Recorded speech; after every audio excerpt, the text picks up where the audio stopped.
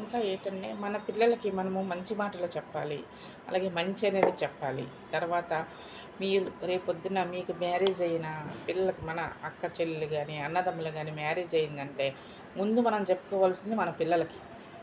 అదే బాబైనా సరే, పాపైనా సరే మన పిల్లలకి మనం మంచి చెప్పాలి ముందు. ఆ తర్వాత వచ్చిన వాళ్ళు ఎలా ఉంటారా అన్నది మనము తర్వాత ఆలోచించొచ్చు. కానీ ముందు మన పిల్లలకి మనము చెప్పాలా. పెళ్ళయిన తర్వాత నువ్వు ఇలా తమ్ముడిని చూసుకోవాలి, లేదంటే అక్కని చూసుకోవాలి, చెల్లిని చూసుకోవాలి, బాగా మెలగాలి. వాళ్ళు ఏమనుకున్నా పర్వాలేదు. మనము వచ్చిన వాళ్ళకి మనం వాళ్ళకి సర్ది చెప్పుకుంటూ మనం వీళ్ళని కూడా బాగా చూసుకోవాలి అని చెప్పాలి. ఎందుకంటే మ్యారేజ్ అయిపోయిందంటే ఇంకా వాళ్ళ ఫ్యామిలీ వాళ్ళ పిల్లలు అలాగైపోతున్నారు. వీళ్ళు సపరేట్ వాళ్ళు సపరేటు. అలా కాకుండా ముందు మన పిల్లలకి మ్యారేజ్ అవ్వక ముందు ఇంకా మ్యారేజ్ చేస్తామనగా మన పిల్లలకి మనం మంచి చెప్పి ఫ్యామిలీ ఇంపార్టెంటు. ఒక చెట్టు మనకి ఎలాగో అలాగే మన ఫ్యామిలీ కూడా. మన ఫ్యామిలీని అందరూ కూడా బయట వాళ్ళు ఈళ్ళు ఉన్నారులే ఏమున్నది అని అనుకోకుండా వాళ్ళు చూడు ఆ ఫ్యామిలీని ఎంత బాగా మెయింటైన్ చేసుకున్నారు, ఎంత బాగున్నారో అలాగ అనుకుంటారనమాట. అలాగ అనుకుంటారు. నెక్స్ట్ ఏంటంటే మనం కూడా అలాగ మెలగాలి. ఎందుకంటే ఇప్పుడు నలుగురమే కాదు, అందరూ కావాలి. అందరూ ఉండాలి. భూమి మీద మనకేంటి కావాలి? మనము వస్తాము, తింటాము, చనిపోతాము. అంతేనా? ఇంకేమీ లేదా? మన ఫ్యామిలీని మనం చూసుకోవాలి. అక్క చెల్లెల్ని గానీ, అత్తామామల్ని గానీ, ఆడపడుచుల్ని గానీ, అన్నయ్య తమ్ముళ్ళని గానీ అలాగ ఫ్యామిలీని కలుపుగోలుగా తీసుకొని మనం ముందుకు తీసుకొని వెళ్ళాలన్నమాట మన ఫ్యామిలీని ఒక చెట్టునికి ఎలాగా పువ్వులు, కాయలు విరబోస్తే అలాగా మన మన ఫ్యామిలీని కూడా మనం అంత చక్కగా బాగా మనము చూసుకోగలగాలన్నమాట. చూసుకుని మన పిల్లలకి మనం మంచి చెప్తే వాళ్ళు ఎందుకు వినరు? ఎందుకు చేయరు? అమ్మ నీకు ఇప్పుడు పోయిన మన అన్నయ్య తమ్ముడు ఉన్నాడు. సపోజ్ మామూలుగా చెప్తున్నాను. ఒక అన్నయ్య తమ్ముడు ఉన్నాడు అనుకోండి. అన్నయ్య తమ్ముడికి మ్యారేజ్ అయిపోతే వీళ్ళ ఫ్యామిలీ వేరే, వాళ్ళ ఫ్యామిలీ వేరే అయిపోతే ఇంకేముంటుంది? ఇప్పుడు మనం పక్క వాళ్ళు ఉంటారు. పక్క వాళ్ళ ఇంటికి వెళ్ళి మనము ఫ్రీగా ఉండగలమా? ఒకరోజు వాళ్ళ ఇంట్లో ఉండగలమా? ఉండలేము. అదే తమ్ముడు ఉన్నాడు అనుకోండి. తమ్ముడి ఇంటికి వెళ్తే మనం వాళ్ళ ఇంట్లో ఒక రోజైనా 2 రోజులైనా ఉండగలం. ఎందుకు? మన తమ్ముడు కాబట్టి వాళ్ళ ఇంట్లో ఉండగలం. అదే పక్క వాళ్ళు అయితే ఉండలేం కదా. అందుకని ముందు మన పిల్లలకి మనము మ్యారేజ్ అయ్యే ముందు మన పిల్లలకి అది బాబైనా సరే, పాపైనా సరే మనం ముందు సర్ది చెప్పుకోవాలి.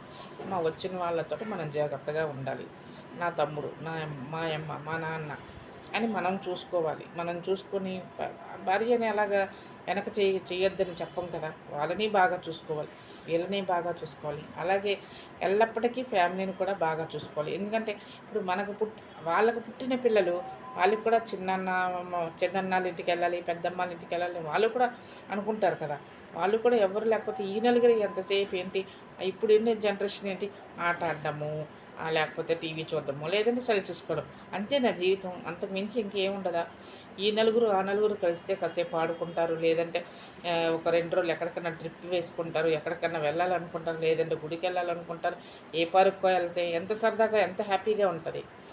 అలాగే ఈ నలుగురు ఆ నలుగురు కలిసారంటే మొత్తం 8 మంది అవుతారు. 8 మంది ఎంత ఎంజాయ్ చేయొచ్చు. అట్లాగే ఇలాగ మనము మన ఫ్యామిలీని మనం మెయింటెనెన్స్ చేసుకుంటే హ్యాపీగా ఉంటుందన్నమాట. అందుకని మనం ఏం చేయాలంటే ముందు మన పిల్లలకి మంచి అనేది చెప్పాలి. చెప్తే ఆ వచ్చిన వాళ్ళు ఎలాంటి వాళ్ళైనా సరే మనకి అనుకూలంగా తిరుగుతారనమాట. మనం మంచిగా ఉంటే ఒకరోజు వినరు, రెండో రోజు వినరు, మూడో రోజైనా వింటారు కదా.